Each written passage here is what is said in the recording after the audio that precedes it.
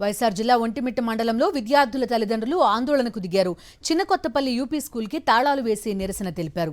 1946 నుంచి ఈ గ్రామంలో 7వ తరగతి వరకు క్లాసులు నిర్వహిస్తుండగా వైఎస్ఆర్సీపీ హయాంలో 8వ తరగతి కూడా ఏర్పాటు చేశారు. అయితే కూటమి సర్కార్ 117 జీవోను తెచ్చి క్లాసులను కుదించిందని గ్రామస్తులు ఆవేదన వ్యక్తం చేస్తున్నారు. ప్రభుత్వం తన నిర్ణయాన్ని ఉపసంహరించుకోవాలని డిమాండ్ చేస్తూ స్కూల్ ముందు బైఠాయించారు. 1976లో యూపీ స్కూల్ గా మార్చినారు.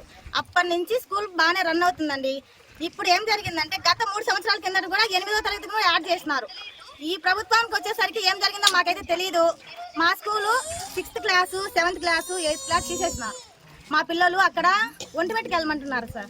ఒంటిమిట్టకి వెళ్ళాలంటే అది నేషనల్ హైవే. ఇప్పటికి చాలా మంది పిల్లలు అక్కడ యాక్సిడెంట్ జరిగి చనిపోయినారు. లేదంటే పెన్నపేరుకి వెళ్ళమంటున్నారు. అక్కడ వెళ్ళవాలి సార్. ఒక సంవత్సరం పోతుంది. అక్కడ అసలు స్కూల్ కూడా బాగాలేదు సార్. ఇంత పెద్ద భవనాలు సార్. ఇంత బాగా డెవలప్ చేసినారు. ఇంత బాగా డెవలప్ చేసి ఆ స్కూల్ ని మీరు 5వ తరగతి వరకే పెట్టడం ఎంతవరకు న్యాయమో నాకైతే అర్థం కాలేదు సార్. ఇది మేము అడుగుతుంటే పోలీస్ యాజమాన్యం వచ్చి దౌర్జన్యంగా మేము కేసులు కడతాము, మీ పేర్లు చెప్పండి అని బెదిరిస్తున్నారు సార్.